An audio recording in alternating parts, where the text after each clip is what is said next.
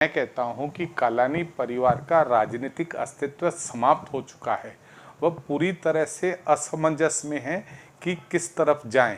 राष्ट्रवादी कांग्रेस में दो फाड़ हो गए हैं, अजीत पवार गुट में जाएं या शरद पवार जी के गुट में जाएं, एकनाथ शिंदे जी के गुट में जाएं या टीओके में रहें। पूरी तरह से असमंजस में है। खरीद रहे हो नया घर बट बजट प्रॉब्लम्स की वजह से हो परेशान, बस एक कॉल कीजिए क्रिस्टल फाइनेंस में अजीत माखीजानी और हम देंगे आपको housing loan offers approve from leading banks and NBFCs, easy and minimum documentation process, low interest rates, fast approval, no step hassle free process. Crystal Finance by Ajit Makhijani, 9011280000. Town Darshan news, समाचार ही नहीं विचार भी। उल्लासनगर महानगर पालिका की तरफ से सभी प्रॉपर्टी धारकों को 1,87,000 प्रॉपर्टी धारकों को नोटिस भेजे गए हैं। इस पर आप क्या कहना चाहेंगे? देखिए, अगर सभी प्रॉपर्टी धारकों को 1,87,000 को भेजा है तो यह महानगर पालिका की पूरी तरह से नाकामी कही जाएगी, क्योंकि यह नोटिस केवल उन लोगों को जाना चाहिए जिनके अनधिकृत इमारतें हैं और वह अपनी जो इमारतें हैं वो वैध करने के लिए 2200 रुपया स्क्वायर मीटर के हिसाब से दंड भरकर अपनी इमारतों को नियमित करा सकते हैं। लेकिन रही बात कि 1,87,000 लोगों को भेजा है, यह गलत है। यह प्रथा आज से शुरू नहीं हुई है। 2006 में जब ज्योति कलानी महापौर थी तब एक ऑडियंस आया था 2006 का। उस ऑडियंस में भी इसी तरह से था कि जितनी भी इरेगुलरिटीज बिल्डिंग्स हैं 855 और उसके अलावा उनको ही नोटिस देना था। लेकिन तब यह महापौर थी ज्योति कलानी जी, जो कि अब स्वर्गवासी ज्योति कलानी जी हो गई हैं। लेकिन उस समय इन्होंने ही सभी प्रॉपर्टियों को वहाँ तब नोटिस दिया था। यह जो गलती करते हैं उसके बाद ये भूल जाते हैं कि जो प्रथा आप शुरू करते हो महानगर पालिका उसी प्रथा पे चलती है। अपनी सत्ता में होते हुए तब आप इन सभी जितने प्रॉपर्टी धारकों को नोटिस देने के लिए रोक नहीं सके, लेकिन आज जब किसी की सत्ता नहीं है, प्रशासन गलती कर रहा है, तो आप सरकार के ऊपर दोष देते हैं। मेरे हिसाब से क्या है कि मैं कहता हूं कि कालानी परिवार का राजनीतिक अस्तित्व समाप्त हो चुका है।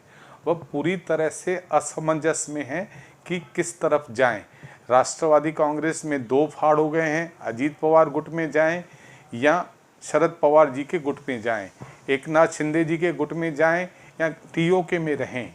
पूरी तरह से असमंजस में है। इसका कारण यह है कि जहां सत्ता होती है ये लोग वहीं होते हैं। अगर ये सत्ता के बिना किसी का विरोध करेंगे तो इनकी आपराधिक छवि इनके आड़े आएगी। इसीलिए आज के तारीख में जो पप्पू कलानी या कालानी परिवार है वह पूरी तरह से अप्रासंगिक हो गया है। उनके they have lost their good time, क्योंकि वह अपने बचाव जो राजनीति करेंगे अपने आप को बचाने के लिए करेंगे या अपराध की करेंगे, लोगों के लिए कभी अच्छी राजनीति नहीं करेंगे। इसीलिए जो आज उन्होंने कहा है कि एनसीपी कभी रास्ते पे उतरेगी, टीओके कभी एनसीपी टीओके, अरे टीओके एनसीपी और शिंदेगढ़ तीनों पार्टियों से आप मिल रहे हैं। आप अपनी स्थिति तो स्पष्ट कीजिए, किसके झंडे तले आप विरोध करेंगे और किसका विरोध करेंगे।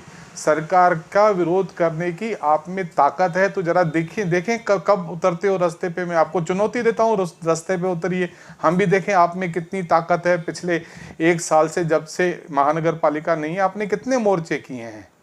तो ठीक है, जाने दीजिए, अब इनकी बात क्या करना। किसी तरह की ज़रूरत नहीं है सोचने की। अगर आपकी प्रॉपर्टी लीगल है, प्लान पास हुई है और उसका आपके पास कंप्लीशन सर्टिफिकेट है या आपके पास किसी बैंक का लोन दिया हुआ है, जितनी नियमित सोसाइटियों को अगर कोई नोटिस आया है उसको इग्नोर करें या भारतीय जनता पार्टी से संपर्क करें। ऐसी प्रॉपर्टियों के जितने भी नोटिस है वो महानगर पालिका को कहकर उनसे ये वापस लिए जाएंगे नोटिस। एक साथ 1,87,000 जो नोटिस जारी किए हैं सभी को, तो वो आप कितना उचित मानते हैं और इस संदर्भ में सभी नोटिस वापस लेने की मांग करेंगे आप मनपा आयुक्त से? देखिए, मैंने आपको कहा ना कि ये गलत जो नींव डाली गई है ये कालानियों द्वारा 2006 में डाली गई थी, जब वह अध्यादेश आया था 2006 का नियमित करने का। उसी अध्यादेश को उन्होंने केवल संशोधित किया है। अगर आप पहले 1,86,000 को भेजे थे तो इस बार कंपलसरी हो जाता है कि फिर से उन्हीं को भेजना चाहिए। गलती जो उन्होंने पहले की है उसको ठीक आज कैसे किया जा सकता है? या तो मेरा उस वक्त भी सभी को भेजा था तो सभी तो आए नहीं थे करने के लिए। जिनकी नियमित प्रॉपर्टी है, जिनके पास सारे पेपर हैं, उनके लिए यह नोटिस मात्र एक रद्दी का टुकड़ा है। उसके लिए किसी तरह का पैनिक होने की ज़रूरत नहीं है। जनता के साथ हम खड़े हैं और प्रशासन की जो ये उन्होंने गलती की है वह उनकी गलती को सुधार करने के लिए भारतीय जनता पार्टी एक शिष्टमंडल लेकर कॉरपोरेशन में जाएगी और आयुक्त को बताएगी कि इस तरह की गलतियां न करो। इससे पूरे शहर में एक अलग सा निर्माण होता है, रोष आता है लोगों में कि हमारी जब सारी चीज़ें अच्छी हैं तो क्यों हमें नोटिस दिया गया। फिर भी मैं जनता के एक दिलासा देने के लिए बोल रहा हूं कि आप किसी तरह की चिंता न करें। आपकी अगर संपत्ति पूरी तरह से नियमित है, प्लान पास है, रजिस्टर हुई है, आपको इस नोटिस की कोई चिंता करने की आवश्यकता नहीं है। मनोज राशि ने यह भी आरोप लगाया है कि सरकार की तरफ से डंपिंग ग्राउंड हो या अन्य शहर के विषय हैं, गंभीर विषय हैं, उनकी तरफ ध्यान नहीं दिया जा रहा है। जैसे जीआर है, उल्लासनगर के साथ सौतेला व्यवहार हो रहा है, क्या कहेंगे आप? देखिए, डंपिंग ग्राउंड के लिए मनोज लासी कभी रास्ते पे नहीं उतरा, राष्ट्रवादी कांग्रेस कभी रास्ते पे नहीं उतरी, टीओके कभी रास्ते पे नहीं उतरी, क्योंकि इनमें अब विरोध करने की शक्ति समाप्त हो गई है। हम खुद रास्ते पे उतरे थे जब उद्धव बाला साहब ठाकरे की सरकार थी।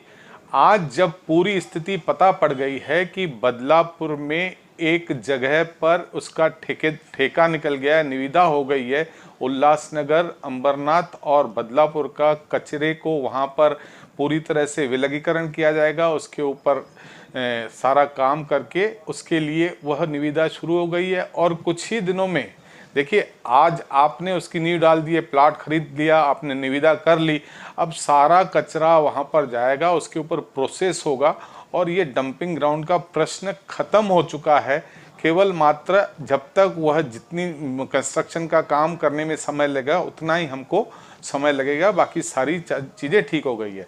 और रही बात जीआर की, तो जीआर आ चुका है। उसमें जो कुछ हमने पहले भी कहा है कि जो कुछ और कठिनाइयां हैं उसके लिए निरंतर हम लड़ाई लड़ रहे हैं, सरकार के पास हम जा रहे हैं। एक भी शिष्टमंडल या इनका पूरे 5 सालों में या 2019 से एक बार भी एक चित्र भी इन्होंने दिखाया हो कि वह किसी सरकार के या विरोधी पक्ष नेता के, या जब उनके उप मुख्यमंत्री थे अजीत पवार, ये लोग कभी गए? ये कुछ करने वाले लोग नहीं हैं। जो कुछ हम करके लेके आते हैं उसमें से केवल ये कुछ गलतियां निकालते हैं और मीडिया के सामने आते हैं। इसलिए मैं कहता हूं कि जीआर का जो जीआर आया है उस आधार पर भी बहुत सारा रिलीफ मिल चुका है। बाकी रहा और जीआर की उसमें जो मालकाना हक है उसके लिए हमारा पूरी तरह से जितने तज्ञ लोग हैं उनसे बात करना चालू है, क्योंकि कोई कानून बनने के लिए जिस तरह का कानून हमको चाहिए वो पूरे इंडिया में और किसी को नहीं मिल सकता, केवल उल्लासनगर को मिल सकता है। इसीलिए वह कानून आने में बहुत सारी लीगल्स ये जो कठिनाइयाँ आती हैं उसको ठीक करने में समय लगेगा। लेकिन इतना मानकर चलिए, जो मुख्यमंत्री साहब ने एकनाथ शिंदे ने सदन के पटल पर कहा था, वह जो उन्होंने कहा था वह तंतोतंत एक एक शब्द की पूर्ति करेंगे, ऐसा मुझे विश्वास है। टाउन दर्शन न्यूज, समाचार ही नहीं विचार भी।